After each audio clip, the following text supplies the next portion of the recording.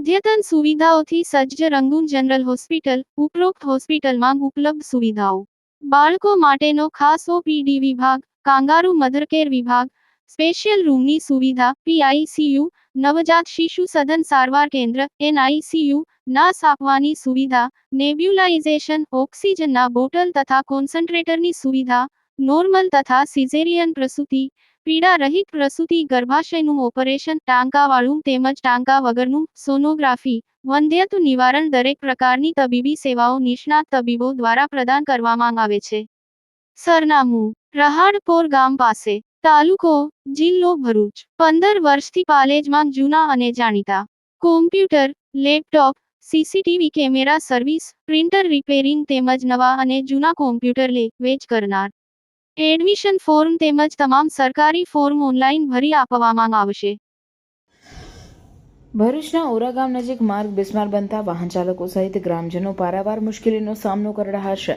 રોડનું નવીનીકરણ માટે કોન્ટ્રાક્ટર દ્વારા રોડ તોડવામાં આવ્યો હતો, જે બાદ કામગીરી અધૂરી છોડી દેવામાં આવતા માર્ગ ઉપર મસ્ત મોટા ખાડાઓ સહિત કાદવ કીચડનું પણ સામ્રાજ્ય જામી ગયું હોવાના આક્ષેપ ગ્રામજનો કરી રહ્યા છે. માર્ગ ઉપર પડેલા મોટા મોટા ખાડાઓના કારણે વાહન ચાલકોને અગવડતા પડી રહી છે. ખરાબ રસ્તાને કારણે આજરોજ 2 ભારદારી વાહનો ફસાઈ જતા વાહન વ્યવહાર પ્રભાવિત થવા સાથે ગ્રામજનો પણ મુશ્કેલીમાં મુકાઈ જવા પામ્યા હતા. ત્યારે જો તાકીદે આ માર્ગનું સમારકામ કરવામાં નહીં આવે તો ગ્રામજનો દ્વારા ચક્કાજામની ચીમકી પણ ઉચ્ચારવામાં આવે છે. રિપોર્ટર યાકુબ પટેલ, ભરૂચ. મારું નામ રાજ શહેબાજ છે. ઓરા ગામમાં રહું છું. હવે ભરૂચના કલેક્ટરશ્રી સાહેબ તરફથી ભરૂચથી દહેજનો જે મેન રોડ છે, મેન જે મોટી ગાડીઓ માટે એ રસ્તો બંધ થયેલ છે. તો ત્યાંના બધા મોટા વાહનો અમારા ઓરા ગામ પર જાય છે, અવર જવર થઈ ગઈ છે. તો અમારા ગામના રોડ દિવાળીએ ચાલુ કરવાનું કામ, તો એના પહેલાં કામ રસ્તો ખોલી નાખેલો છે. ને હવે વરસાદ પડવાથી બધી ગાડીઓ ફસાઈ છે અહીંયા અને ઊંડા ઊંડા ખાડા પડી ગયા છે. તો અમારે અવર જવર માટે બહુ તકલીફ થાય છે. આ તમે જોઈ શકો છો, મોટી મોટી ગાડીઓ, 2 ગાડીઓ ફસાઈ ગઈ છે અહીંયા. હવે અમારા ગામની બાજુમાં જ અહીંયા નવી નગરી છે. કોઈ સ્કૂલે છોકરાઓ નાના જાય છે, કોઈ ડિલિવરીનો કંઈ કેસ હોય તે વાગડા જવા માટે જાય કઈ રીતે? રસ્તો આખો ચોકઅપ છે, ઊંડા ઊંડા ખાડા પડી ગયા છે. એક રિક્ષા બી પલટી મારતી મારતી રહી ગઈ છે. તો આનું કંઈ નિરાકરણ લાવો. આ કોઈ લોકો કંઈ કરતા નથી કામકાજ. બાકી અમે કલેક્ટરશ્રીને આવેદનપત્ર આપી અને આ રસ્તો જામ કરીશું. આ રસ્તાની તમે હાલત જોઈ શકો છો. કોન્ટ્રાક્ટરની રહેશે ને સંપૂર્ણ જવાબદારી કોન્ટ્રાક્ટરની રહેશે. જલ્દી જલ્દી આ રોડનું કામ કરે. બોલો આ ઓરા ગામમાં બે ટેન્કર ફસાયેલા છે. અમારે મારું હાજુ ડિલિવર થાય તો અમે કેવી રીતે નીકળી શકીએ? આ કઈ આગળ બનાવ બનેલો છે? ઓરા મેં હું છું ડેરી આગળ. ત્યાં હું છું છીએ અને કેમ તમે અહીં આગળ આજે રસ્તાના ડકે તમે ઊભા થયો? કેવું તેવું કંઈક પ્રશ્ન છે તમારો? હા, અમારે જવું છે પણ કેવી રીતે જ નીકળીએ અમે? તો તમારે રહેવાનું નગરીમાં, ઓરા ગામમાં? નવી નગરી મેં ઓરા. મારું નામ મેરોબા દીપસંગ રાજ છે. હું ઓરાનો વતની છું. આ રોડ સમનીથી વાગરા લગતો છે.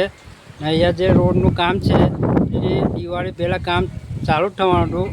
કોન્ટ્રાક્ટર આ રોડ તોડેલો છે ને કીધું હતું કે અમે તાત્કાલિક બનાવી દઈશું.